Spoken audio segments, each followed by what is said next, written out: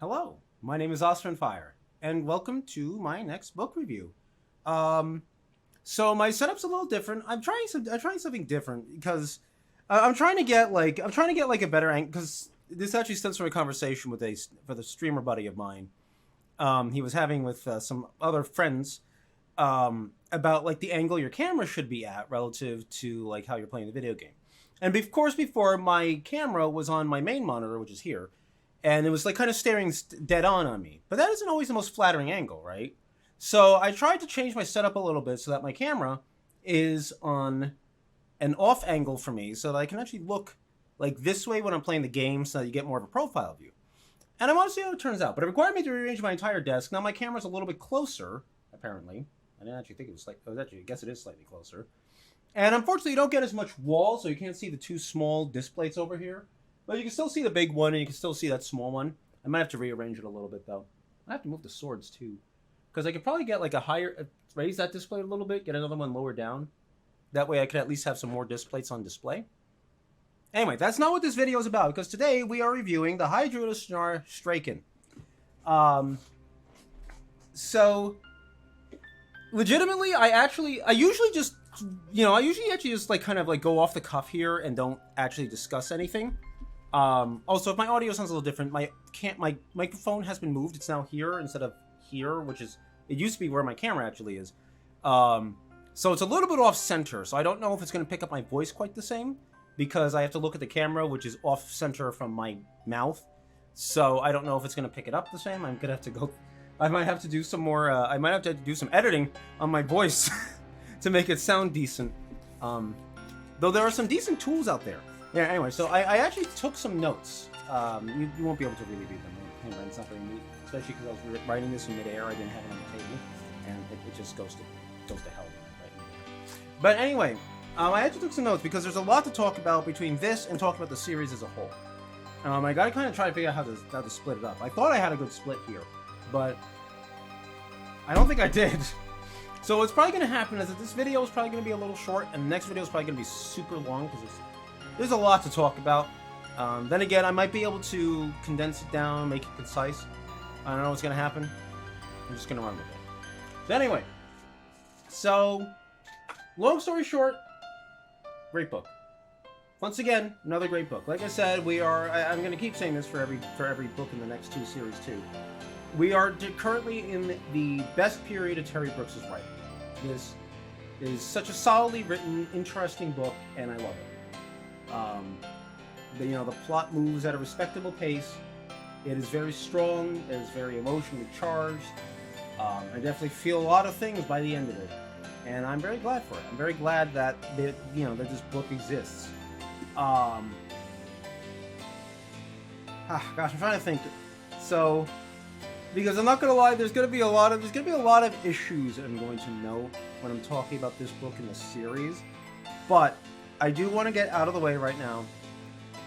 Whatever I say, I do think it is very much worth the read. I think it is extraordinarily interesting. I think it's very fun to read. And it's just very entertaining. It entertains you. I think one of my favorite parts of the book actually is Khyber Alesidil. In the first two books, because you see, like in the first two books, she kind of starts off as kind of obnoxious. Actually, she's kind of an annoying character. She's very brusque. She's very rude. She's very aggressive. Aggressive almost is too strong of a word, but assertive is too weak of a word because she is assertive. But she's assertive in a negative sort of way. So her character feels very aggressive as a result, right?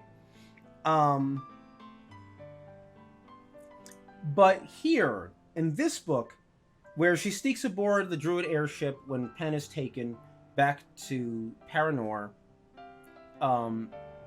she starts really kind of showing what she really is about. She starts showing her true mettle. She starts showing the kind of character she is, right? Because she's batting way out of her league. She's basically a druid neophyte, barely trained by Aaron before he dies, and she's out of her element. She's forced to basically be a spy and be an expert druid when she's neither of those things, when she knows she's neither of those things, and she recognizes she's neither of those things, and on more than one occasion, it feels like she's about to give up, and she finds the strength in her to push through. But but in turn, she's also badly injured, and she's tired, and she's weak, and she's half starved for half the book. And it's an incredibly satisfying character arc to see her go from kind of go from a bratty teenager to, kind of low-key the hero of the day. Like, she doesn't do the important stuff, but she's the catalyst that lets a lot of the important stuff happen. And I very much enjoy that because it doesn't feel like, because if she was written today, it would be so forced and ham-fisted.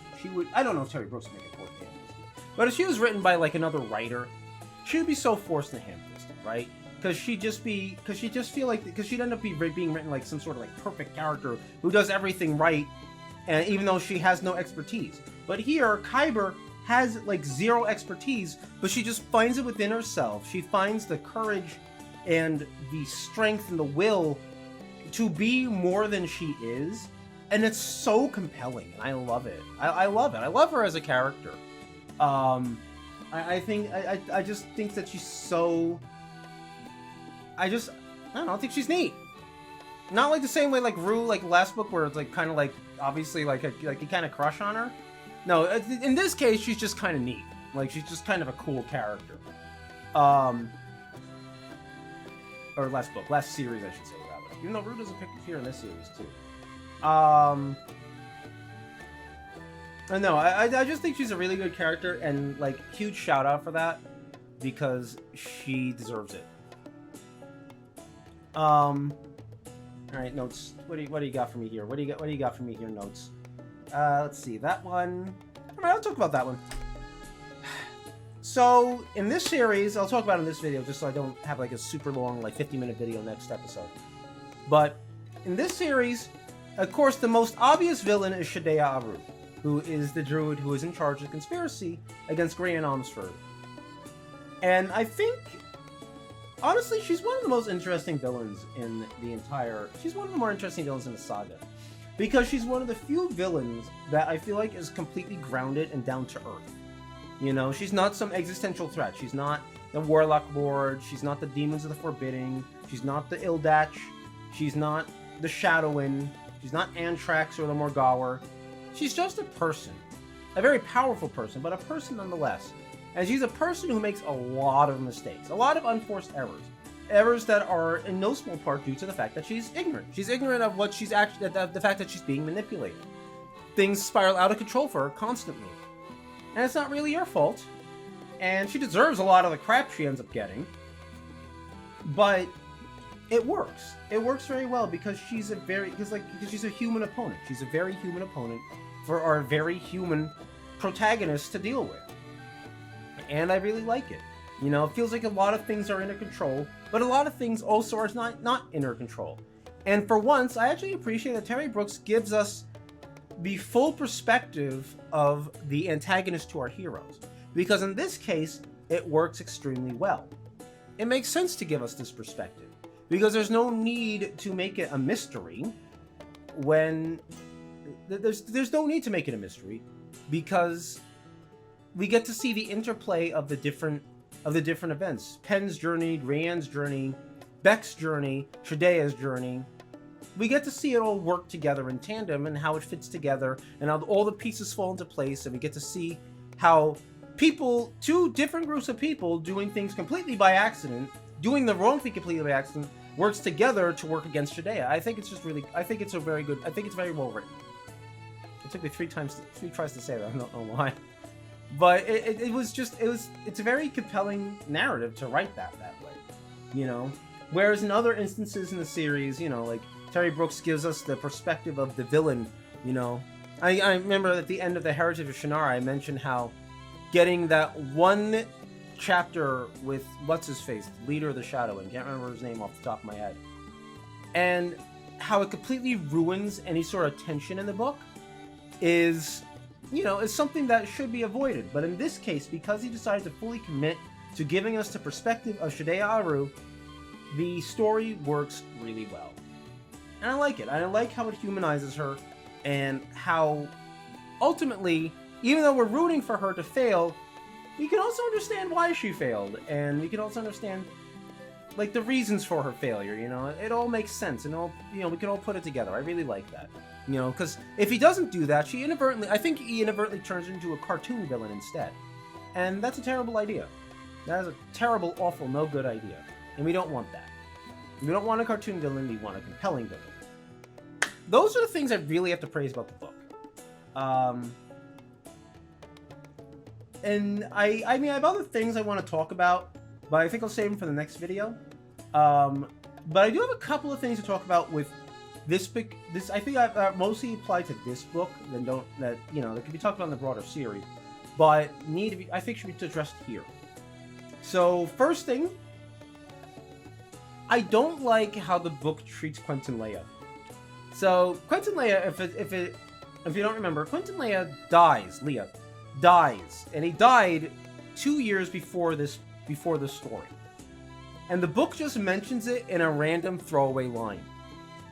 And I almost feel like Terry Brooks inserted it because I feel like he just got a bunch of letters when he released like the last 2 books, and it mentions Uncle Quentin, but we don't see Uncle Quentin, and we're like, why? Where is he? And I feel like he got a bunch of letters and emails about it, and so he threw in this sort of. He's throwing like 2 sentences that say basically Quentin died as an after effect of the severe injuries, because he was severely injured during the voyage of the Juro Shannara, right? Like, he was severely injured twice, in fact, during the voyage of the Juro Shannara, and he never fully recovered from the wounds, and he eventually succumbs to them. And yeah, that makes sense. That makes sense as an outcome. But it's not treated with any sort of dignity, even though he's one of the best characters in that series. You know, it's not really treated with any sort of dignity, and the book kind of is just like, you know, Beck is just kind of like, well, Quentin's been dead for 2 years. Oh well, I guess he can't join us. You know, and it just feels kind of, it feels like it's kind of like treated very poorly. It's like, minor thing, but I don't know. I feel like maybe he should have, I don't know, treated it more smartly. I feel like he didn't even think about what Quentin's fate was. He just wasn't in this story. And then he had to come up with a quick reason for why he wouldn't, you know, come to his friend's aid. And it's like, he died, he's dead. He's in the ground, he's 6 feet under. You know? Or maybe he's in, I don't know, the Leia's family's mausoleum or something. Who knows? Anyway. And finally, this final quick note. No, not even a quick note. It's actually a very serious issue. This actually is a really big issue, this book. And that is, even though the story is solid, the ending feels super rushed. And I think that ties into something I'm actually going to talk about next video. But it feels like a super rushed ending. A lot of things happen in really short order. Like, I would, like, basically the whole story concludes in basically this chunk of the book. Literally, the whole last chunk of the book is, like, maybe here, is the whole conclusion of the story. Even though it's the 3rd book in a broader narrative. And I'm going to talk about that more in the next video, but I want to bring that up here because I just really felt it. I really felt it reading the story, that the last bit was way too condensed, way too fast. But I'm going to leave that there because I really want to save a lot of the stuff for the series recap. So I want to thank you for watching. Hope you enjoyed it. If you did enjoy it, leave a like, leave a comment. I really appreciate comments, by the way. I don't get nearly enough of those, and I really like, and I do really like to see them. I really love to see comments because it makes me know that people are engaging with what I'm saying, and that not just that I'm kind of talking to a camera and it's just kind of bouncing off of them. You know, like I want to, you know, I want to know that what you think about what I had to say, you know, I want to know if it sounds a little too critical sometimes, or if I'm not critical enough of okay, shut up phone, or if I'm not critical enough of a particular section of the book, or if I forgot to mention something important entirely. I'm always interested to hear that stuff. I mean, thank you for watching, and I'll catch you whenever I release the next video, which probably won't be that long from now, probably another day or two from whenever this gets released. Until next time, everybody.